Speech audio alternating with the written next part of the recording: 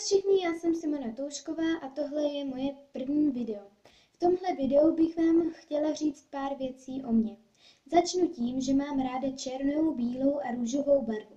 Je mi 10 let a mám 3 sourozence. 2 bratry a 1 sestru.